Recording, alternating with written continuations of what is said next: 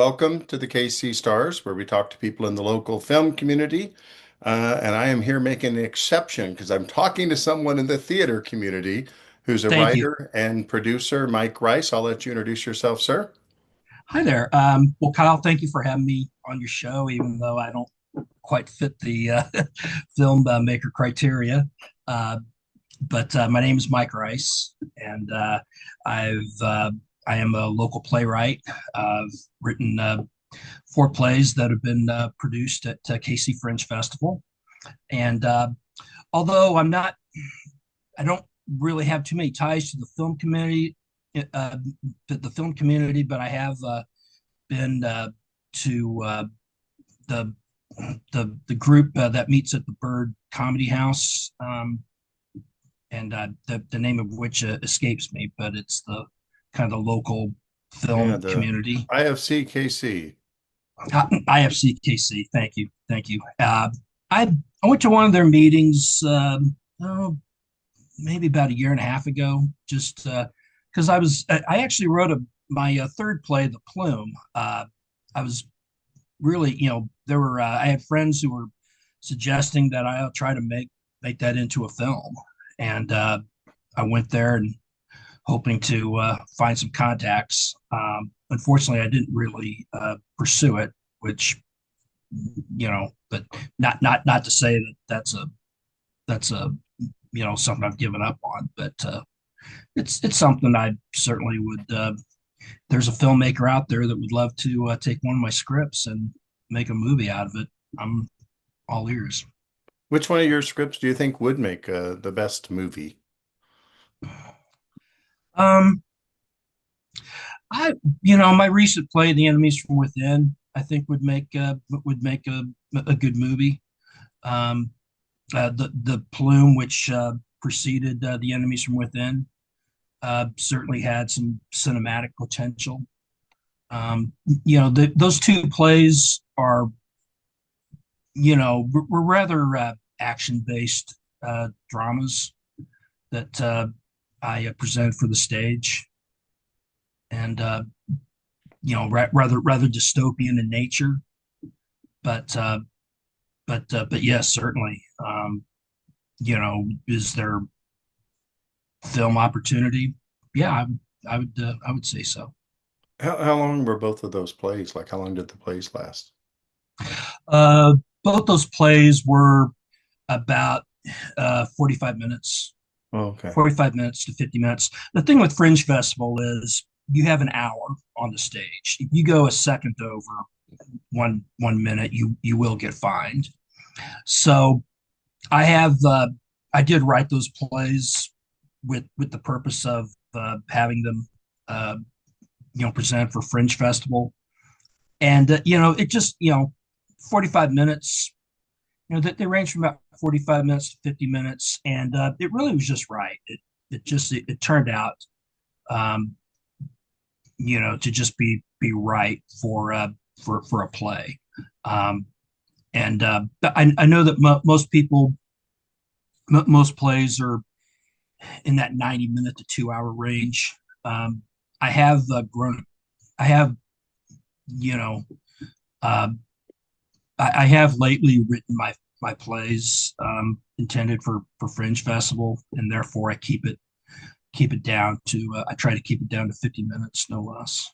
What would you add to those? And I saw the enemies from within, Yeah, and wow, that was so powerful. I went thank you. partially because I knew Jessica Whitfield.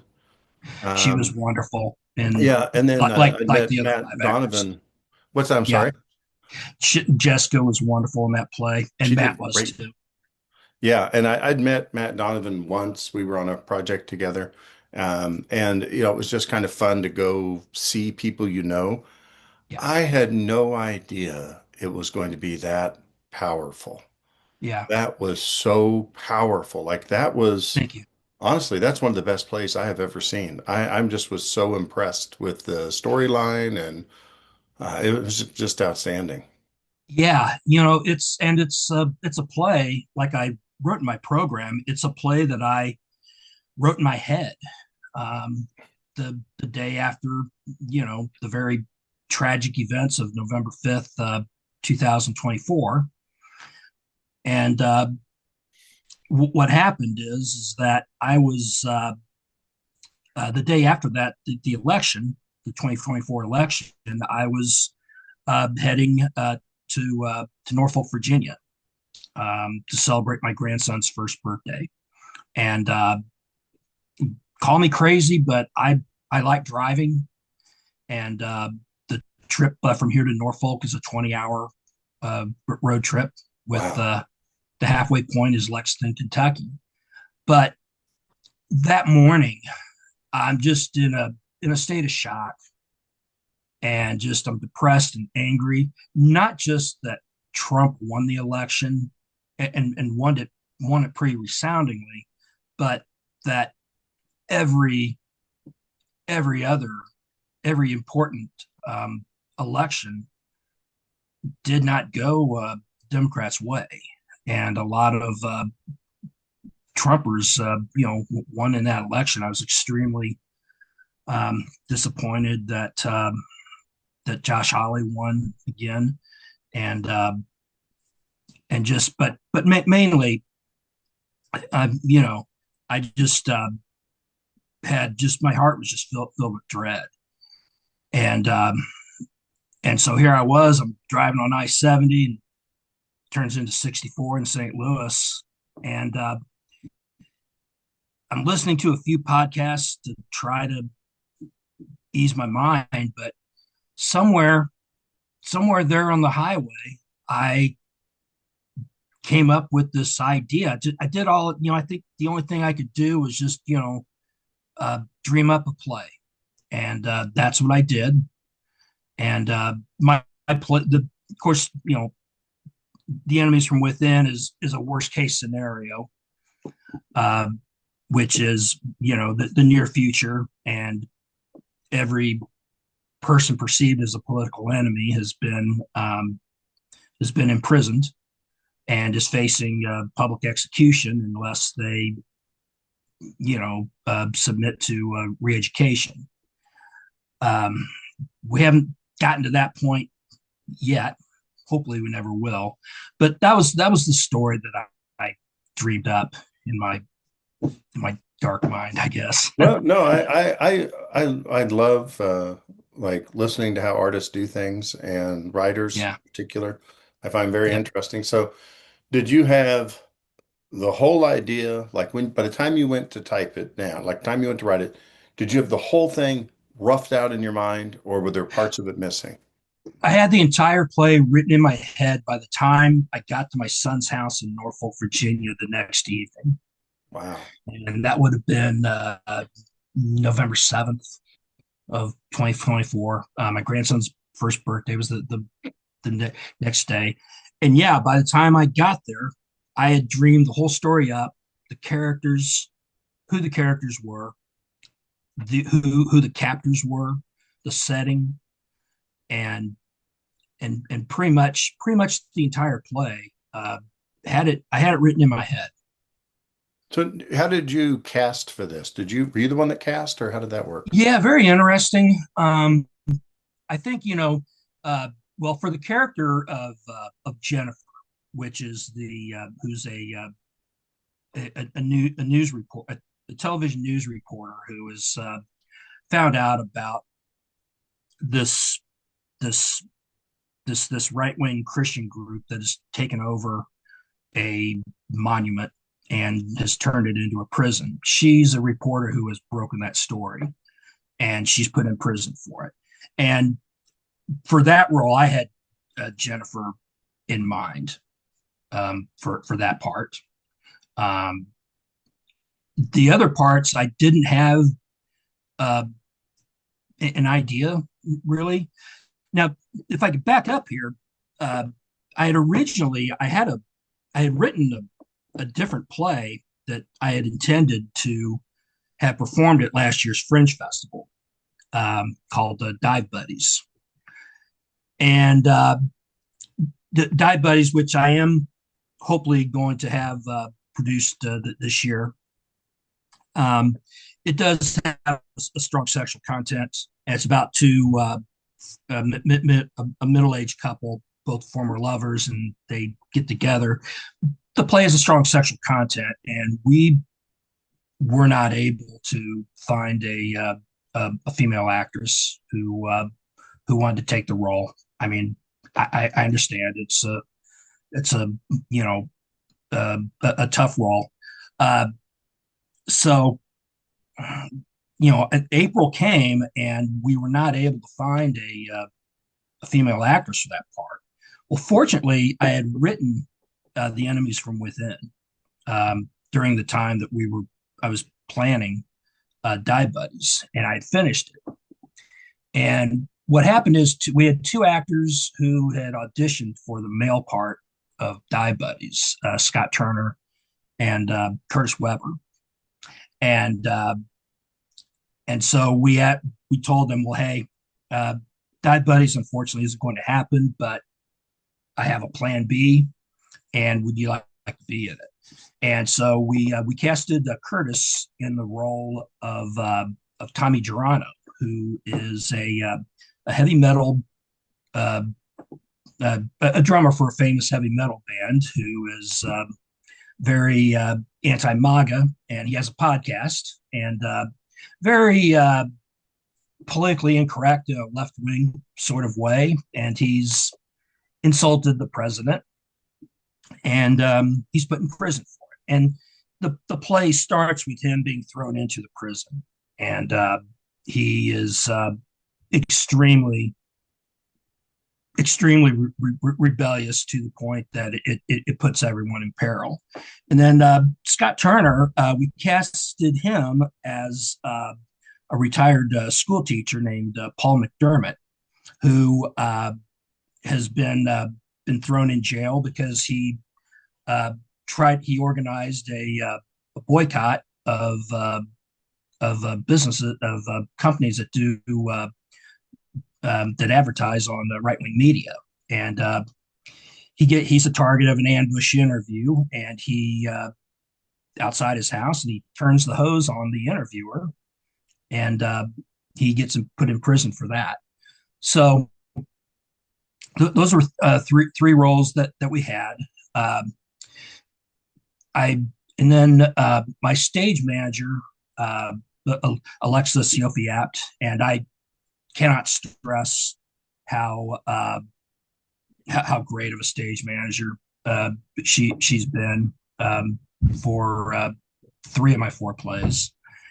She suggested Matt Donovan and Robert Vardaman, and she suggested Matt for the role of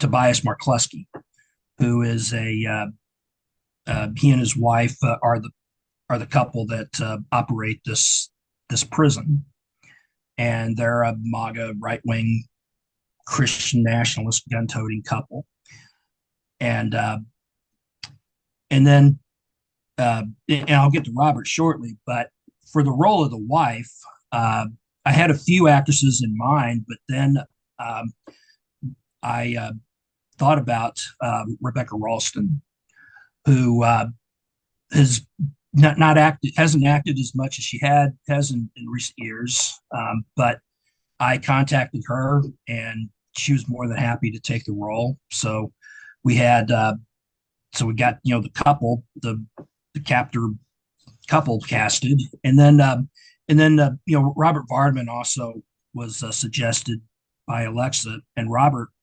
plays a star NFL running back who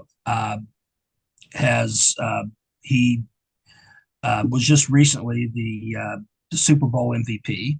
He's a future Hall of Famer, and his team has won the Super Bowl, and the team gets invited to the White House, and he declines the invitation, and he makes it public, and he's put in prison.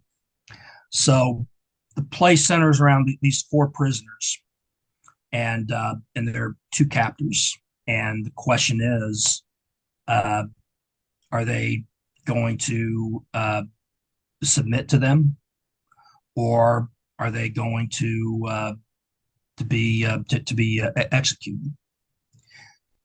I hope to God we never come to that in this country. But sometimes I don't. Sometimes I worry it could actually get that way. Well, I viewed it as fantasy with some parallels, Yes, but it was so well written and the thank you. acting was just fantastic. I mean, I had I, I, six great actors. I've barely met Curtis once or twice, like walking in someplace, but I even told him, I said, you did a powerful job when I saw him. I mean, he did his outstanding job, and all of them did. All of them. I mean, Yeah, and Jessica, let Matt, me say some wow, things. If I could say some things about Curtis, Curtis, I mean, he made a few changes to the lines, and it was like and like some of them, and just nah, Curtis, stick to what I write. But then there were other things he added, and it was awesome. Like there's a scene where he's like pounding on the table, he's drumming on the table. I didn't have that in the script, and he added that, and it turned out to really add something to the play. that's awesome. And the way I work as a writer is is that this isn't just my play. This is our play. And if if one of the actors, if they suggest something to the line or they want to add something, then I'm open to it. Um, and in this case, I'm glad I was open to it because he did do some ad libs that really added to the play. What do you like most about writing? Like, what do you like about it? What I like about writing is it allows me to express myself, and I love telling a good story. Um, it's I think I love creating a work of a work of art in this case, theater, and I think that's just I love creating stories. Is there anything you dislike about writing? Oh, what do I dislike about writing? Just, I mean, I was a reporter at the KC Star for 20 years, and if there's, I would say, you would write a story, and then there'd be, people above you who are wanting to water something down. Um, I'd say that that's probably what I just dislike the most. Now, I haven't had that. I haven't had to experience that with playwriting.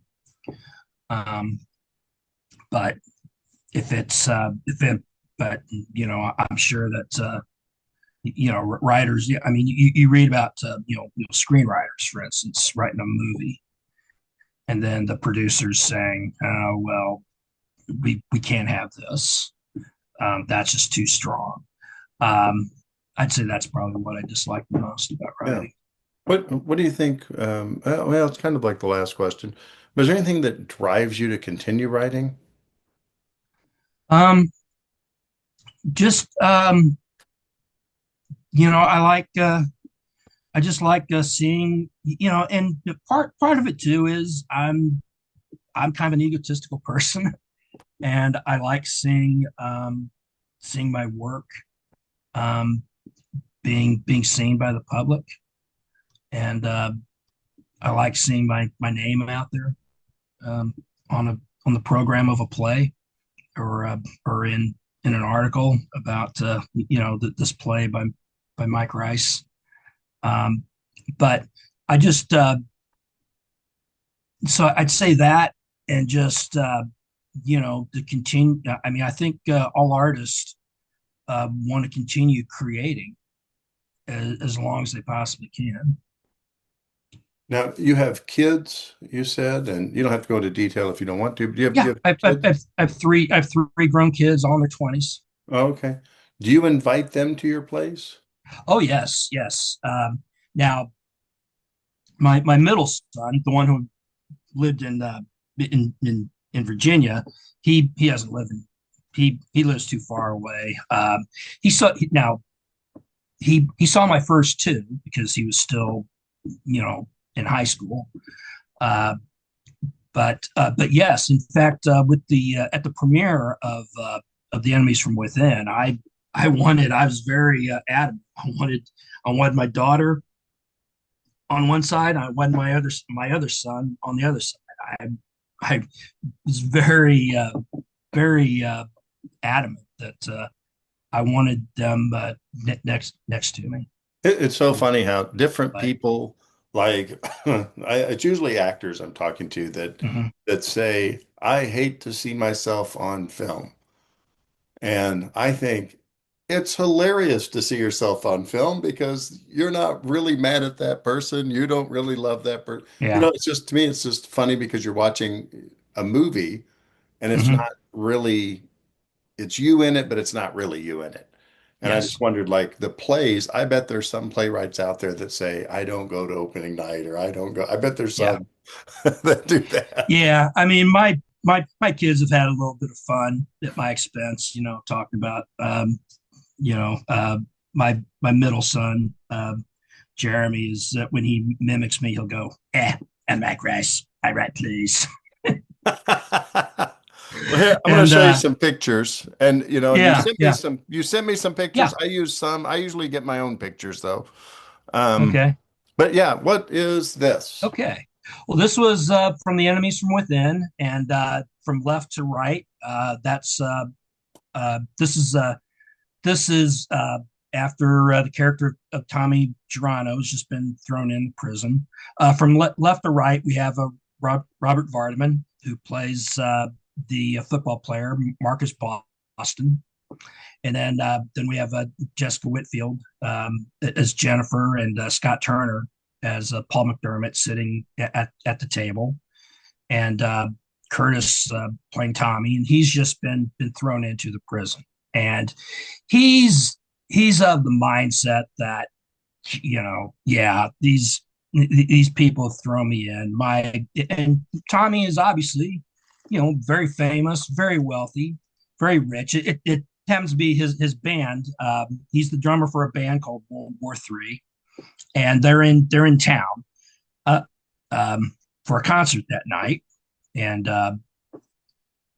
he's apprehended at his hotel, arrested at his hotel, and put into this prison. He thinks, I'm going to be out of here within an hour because my wife, who's there and witnessed the whole thing, she's going to call the police and and my lawyers, and the character of Marcus is telling him, "Don't count on it because I'm famous too."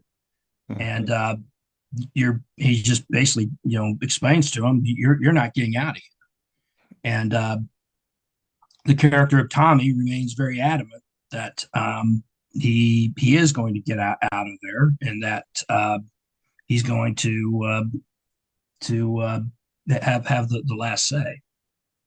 Well, Mike, something I thought that actually made me laugh when I saw it, the chairs have FEMA on them. That Whose was idea was that? that was my director Scott Cordis. That was his idea.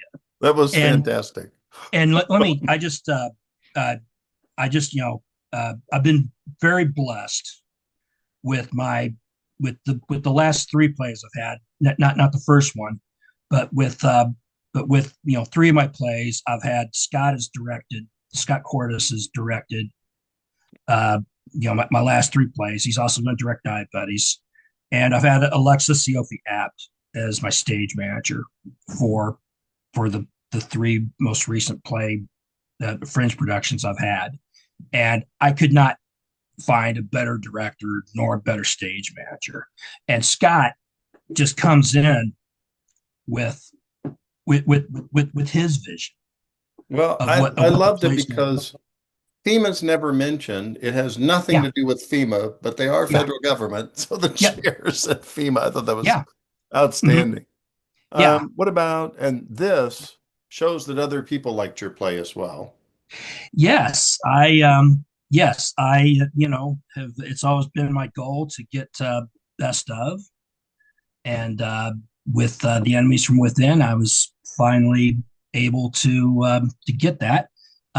Unfortunately, I missed that ceremony during the middle of the production of the enemies from within. I suffered a detached retina, and I missed. I actually missed the final two productions of the play, as well as the the encore performance, which you get if you get best of.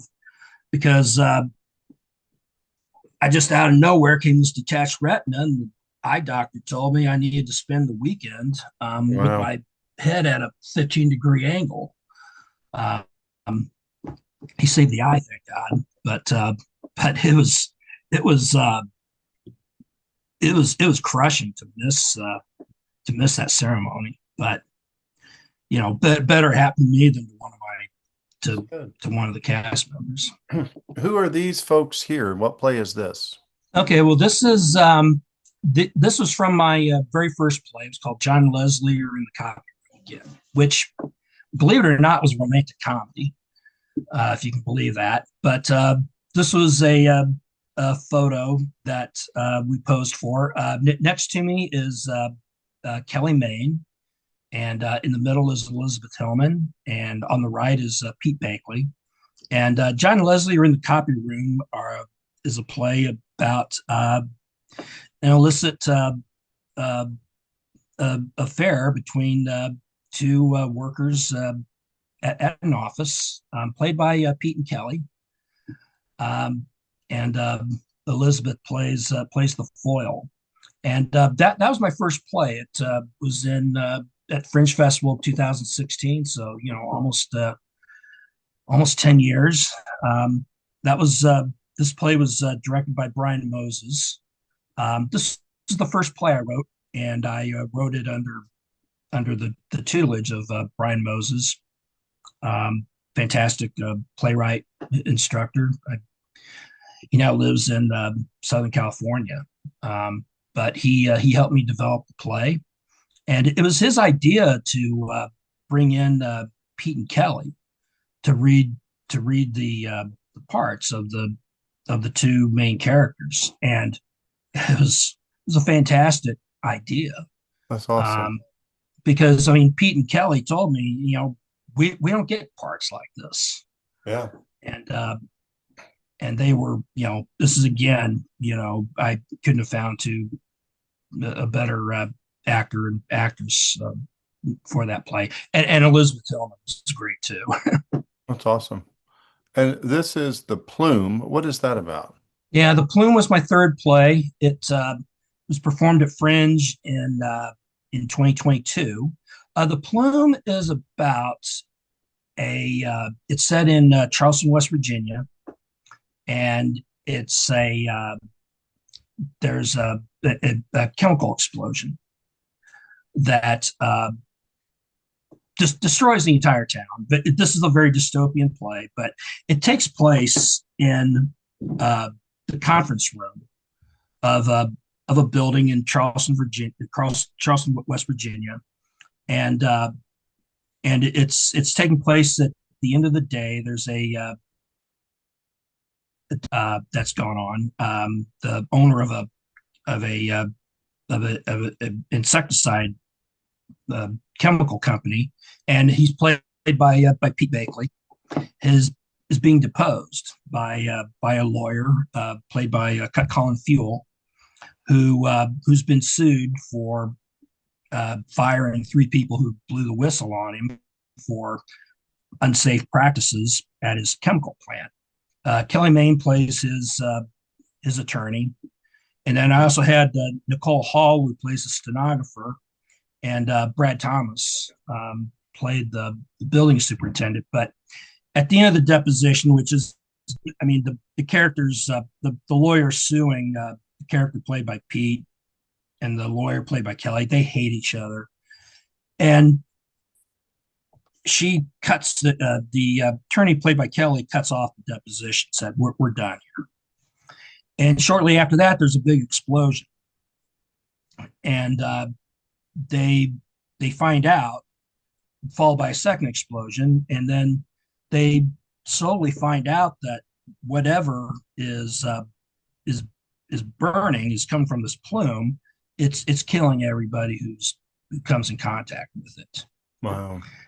And the lawyer, played by Colin, realizes that it's the owner's plant that's blown up, and the the five characters, eventually gets to the point where, uh, the most dangerous thing isn't the chemicals, but it's themselves. And it and the play is plays profane, and it is very, like the enemies from within. It is very violent, um, and and rather dark. Hmm. Very cool. But yeah, it had a great, it was the reception to the Plume. It was great. Had a lot of people come and see it. Well, that's the I was very enemies happy. within again, the playwright. What about Slurry? Slurry was my second play, and Slurry is a play that I was really proud of. I There's some people that think that this is the best play I've written, and it, it could be. I mean, but this was this is my first time working with Scott. Gordis is my director, and Alexa is my stage manager. But Slurry is a play. It's set in Chillicothe, Missouri, and it starts out. It takes place in the middle of the night. And yeah, you can see in the bedroom of this woman, played by Laura Jacobs, and she's sleeping, and this guy climbs through her window, played by Matt Leonard, and we find out that these two characters, they work at the same place, which is a chocolate manufacturer, and they used to be lovers, and he's bombed out of his skull and being pretty obnoxious, and she but he eventually reveals to her that earlier that day he was diagnosed with this debilitating lung disease, which he got from working on the batch deck at this candy manufacturer, from breathing in all the chemicals that were used. At the time I wrote Slurry, I was working as a paralegal at a law firm, Humphrey Farrington McLean, and the senior partner, Ken McLean, who's a very high profile attorney, has had a lot of successes from suing food manufacturers that use this chemical called diacetyl. It started with microwave popcorn companies, and the diacetyl is used in the butter flavoring of popcorn. And he has represented, dozens of workers who were poisoned by this, and who, despite being big, strong men, are going to be pretty much debilitated, or are, and probably will be for the rest of their lives. And that was what inspired me to write Slurry, because I was helping a little bit. I was helping the attorneys a little bit with some of those cases, and so yes, the character played by Matt Leonard has been diagnosed with this lung disease, and he thinks he's going to die, and he still has feelings for the ex-girlfriend, played by Laura. Complicating the situation is that Laura has a current boyfriend who also works at the company, and is trying to work his way into management, and is very hostile to the character played by Matt. But Slurry was, that was the the last play I worked with, collaborate where I had Brian Moses, you know, coaching me on it. But again, it was my second play. I was performed in 2018, and I was just extremely satisfied with it. And Laura, and Matt were just outstanding. That's awesome. Hey, are you from Kansas City originally? I've lived in Kansas City my entire life. What part of Kansas City? Are you a nice Missouri boy, or are you one of those Yeah, Kansas kids? I grew up in Brookside. I actually, my family, we originally lived in East Kansas City, and then when I was 7 years old, this would have been 1972, my parents moved me and my two sisters to Brookside, and lived there and spent my teen years and good part of my 20s living there. And it was a great place to grow up. Uh, the friends that I made growing up were still the closest. They're still my closest friends. Um, Hmm.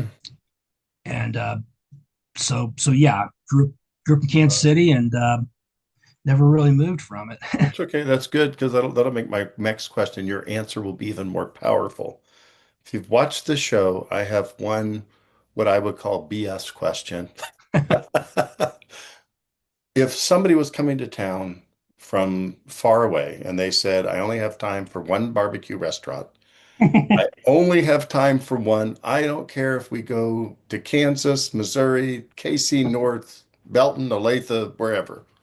It's interesting you asked that, Kyle, because um, I, I don't do it much anymore, but I have driven Uber on weekends to supplement my income.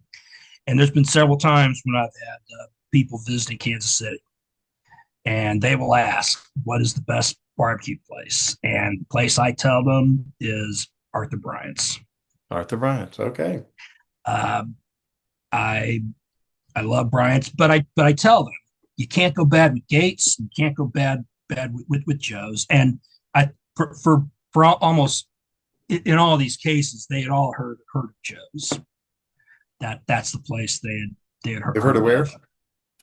of Joe's case. Yeah. That Yeah. was the place that they'd heard about. And I'll tell them, yeah, great place. You can't go wrong. But I do.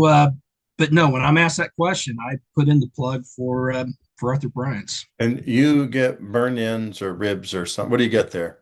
I, I at Bryant's, I get their sandwich. You get their sandwich and their fries. Which what kind of sandwich though? Because their It's sauce usually to a me combined. is It's usually a combined ham and beef. okay. I Their sauce to me I tastes love good that. with beef, but not good with much else. But with the beef, it's great. Yeah. Mhm. No, Um, I love it. I love the fries, and I always get strawberry soda. that's That's awesome. Awesome. that Awesome. that is probably one of my favorite meals in town. I think Arthur Bryant's is great also. Love it. Probably my favorite is LC's. LC's is great too. Yeah, I like Uh, Slaps too. I like Q39. I oh, like slaps. Oh, Joe's. I I like love Arthur slaps. Bryant's. I like Gates sauce. Love it.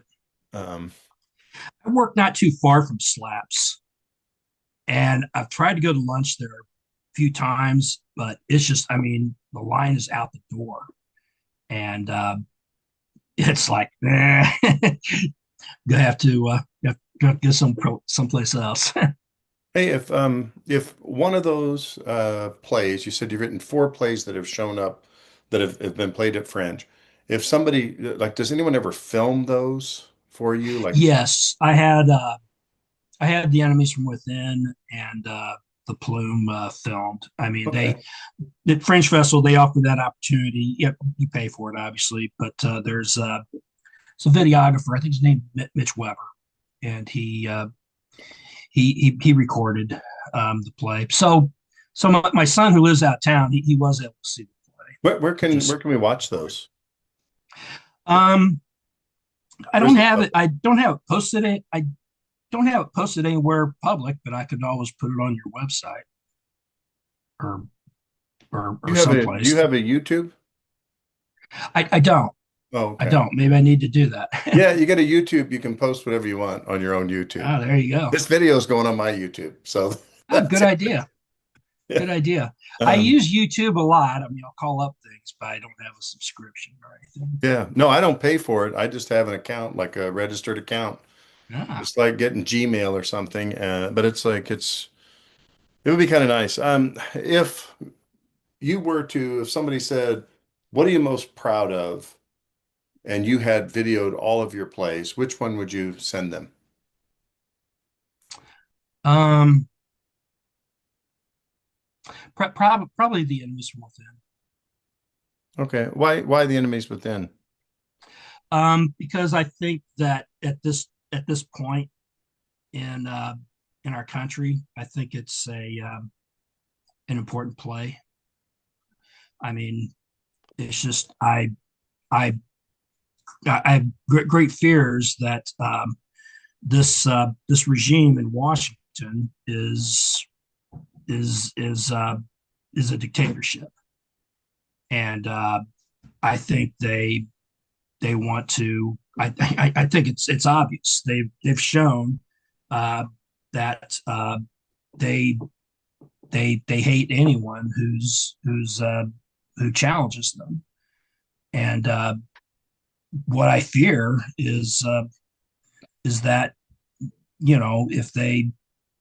if their power goes unchecked, they will do what takes place in that play, which is imprison and even murder.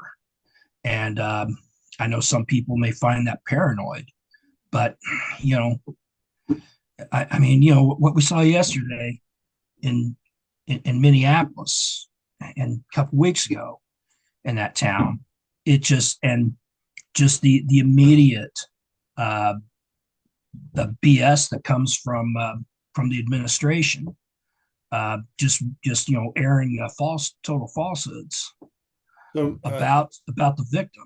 not to interrupt you on that, but Sure. but sticking to film or theater, Sure. you were motivated by the fact that someone got elected to write Enemies Within. The Yeah. Plume, you were motivated by lawsuits and things. What about Yeah. your other two and then the third one that you haven't produced yet? Oh, yeah. Well, the first one, just I wrote the first one, John and Leslie were in the copy room. I wrote that in a workshop, which was the very first work, the very first time I'd ever done playwriting. Um, and that's how that story came about. Um, and Slurry was, yes, that was certainly inspired by the paralegal job I had at the time, and the plume was as well because I was in 2013. I went with the team that with the attorneys that tried a case in Charleston, West Virginia. It was actually a tobacco case, um, and we spent 5 weeks in Charleston, West Virginia. And I get there and I see all these chemical plants right near the river, and I'm thinking Wow. to myself, I hope I wonder how polluted this river is. But anyway, a few months later, after this trial, maybe about a year later, there was actually a chemical leak in that city, and there was uh, there was this chemical chemical plant. The industry was called Freedom Industries. I guess to them it means freedom from being regulated.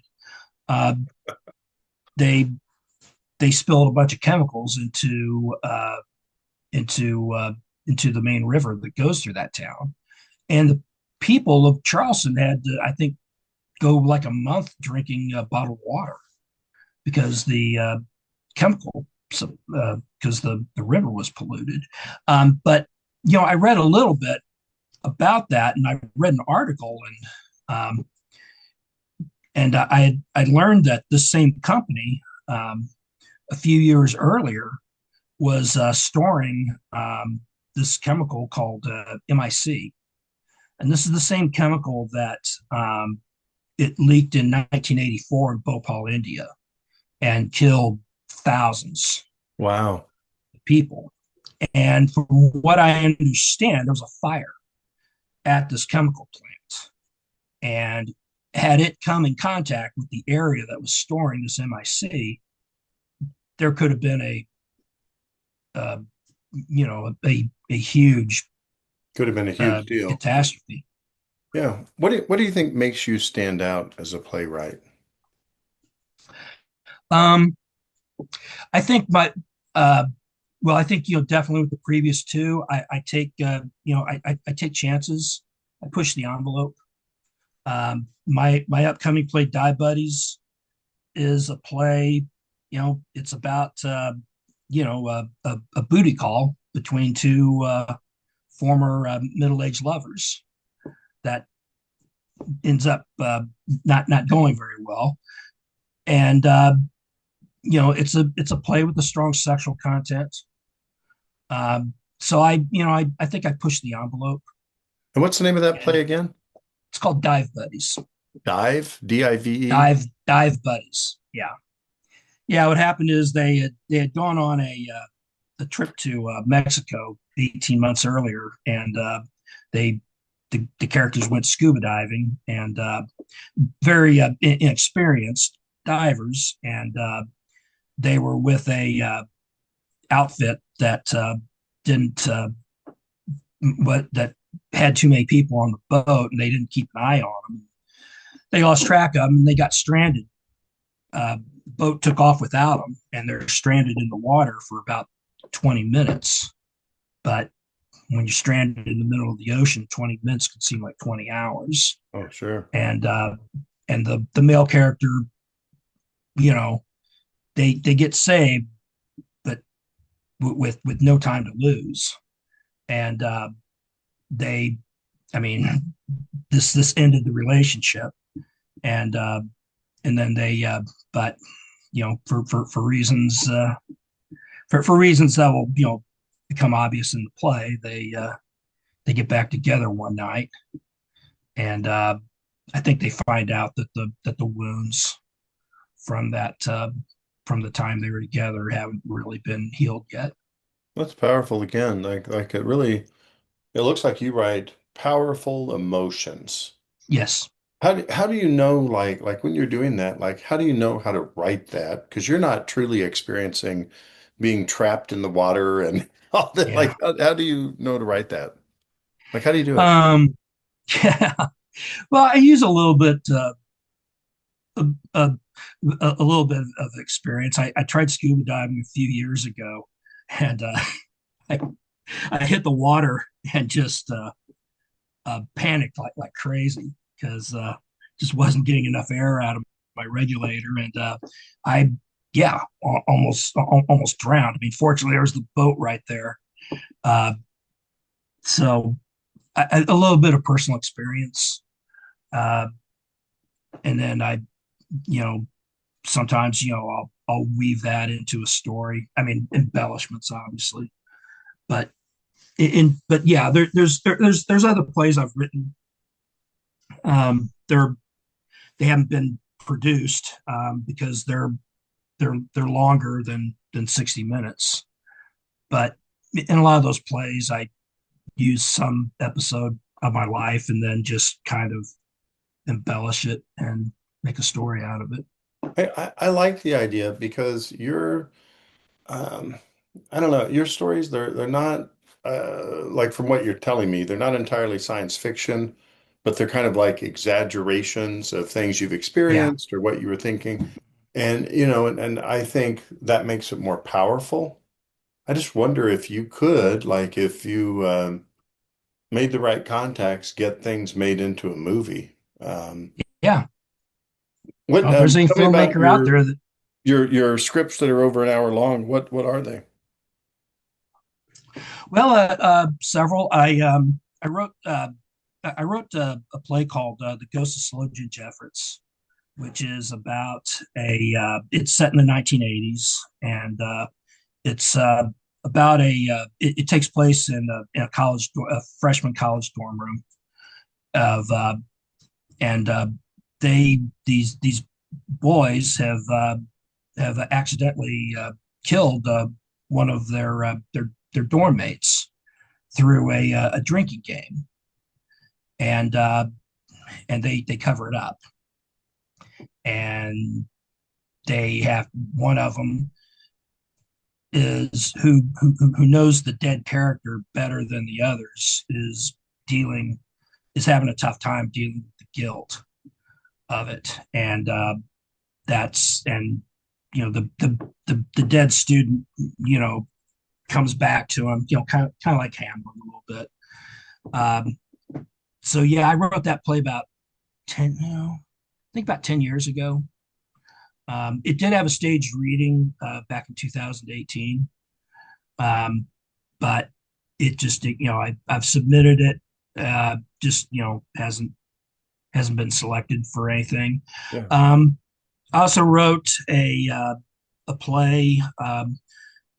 A play I finally finished last year, called it's a play about newspaper reporters, or former newspaper reporters, called Ink-Stained Wretches. And before I went into this playwriting foray, I I was a reporter at the Kansas City Star for 20 years, Hmm.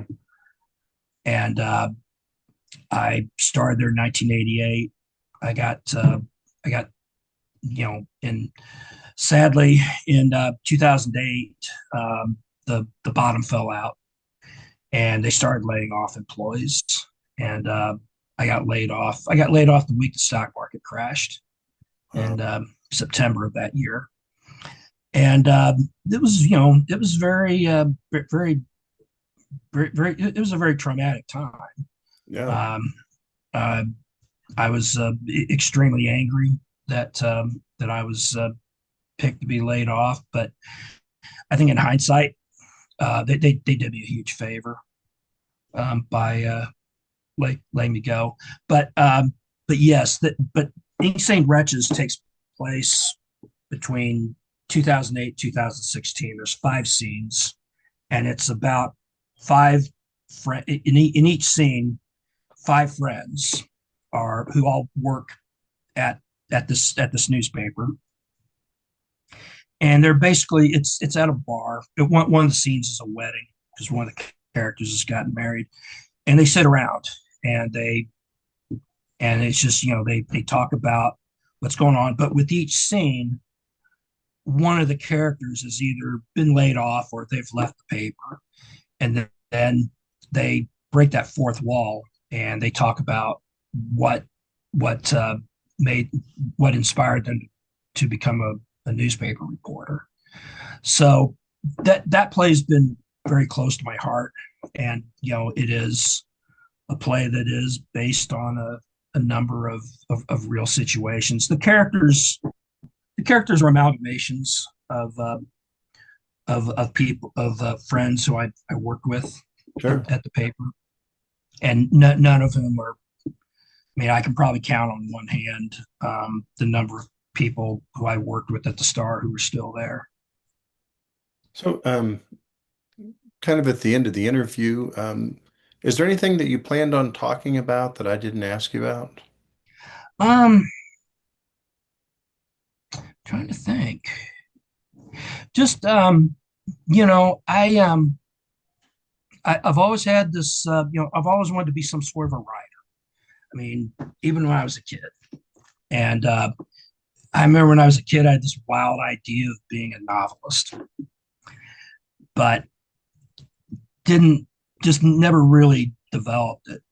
And part of the deal is that I sleepwalked through high school and college. I went to a high school that I did not like at all, and college I sleepwalked through college until my last year at KC, and I took a intro to journalism class, and I was 22. I think it was the winter of 1987, and that light bulb went off in my head. That was the point in my life when that light bulb went off in my head, and I knew why I wanted to do it. I knew I wanted to be a newspaper reporter, and that kind of satisfied that appetite I had to write. Did that for 20 years. I think during my time as a reporter, I realized that I grew up and realized I don't really like reading novels that much because I'm a slow reader, and it's like if I don't like reading novels, then I'm not going to be a very good novelist. So I kind of abandoned that idea.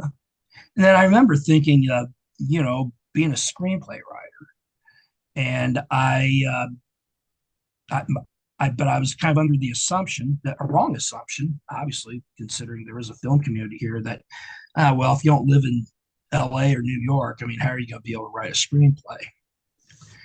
So it was after my time at the Star, and I went back to school, and I got my paralegal certificate, and I started a new profession in midlife. And it was after I started working as a paralegal, I kind of got that itch to write again, and then just got this idea of maybe if I write plays, maybe that's my niche. And I believe it was like in 2000, I want to say it was 2013. I started going to plays here in town. Uh, a friend of mine told me about the living room, and I started going to see plays there. And then it was in 2014. I went to see a play at the Fish Tank. I think it was No Escape. It was the play by John Paul Sartre. But it was done it was performed in the window, in these windows. And at the time, the Fish Tank Theater, it was run by Heidi Van. It was over at like 18th or 19th and Wyandotte, and we were all seated. The seating was all out on Wyandotte Street, and this was in late August. And so I go on their Facebook site the next day, and I see this ad of have you dreamed of writing? Have you dreamed all your life of writing a play? It's like, yeah, that's me. And it talks about this workshop starting, and I immediately enrolled. I go there, and Brian Moses is the instructor, and I had gotten to know, although I didn't know Brian by name, I'd gotten to know him because he was, at the living room, and he was the plays I went to. He was tending bar, and I got to know him. And I'd go up to get a good drink and some popcorn. And so I show up, and hey, wait a minute, you're that bartender at the living room. He says, "Well, no, I'm actually the artistic director." And it was so, and that workshop was one of the best things I ever did. That's a Because beautiful story. it was the start of my playwriting career. Yeah, that's a beautiful story. I appreciate you saying that. Yeah, That's really interesting on kind of yeah, how the workshop, you mentioned it, but you hadn't told it that straightforward. Like that was a really good story. yeah. And Um, I've been blessed. I have my mom and dad who are still alive. My dad is the the best writer I've ever known. Although he didn't do it by profession. And then my mother, has always been involved in the arts. She's a very passionate singer. Um, and so, I always had a good, those are two very good role models um, for this foray of mine. Very good. Well, hey, thank you for taking your time to talk to me. I truly appreciate it. I Yeah. loved your play and I plan on going Thank to you. more. Thank you. And I look forward to seeing you at my next play. I will be And there. thank you for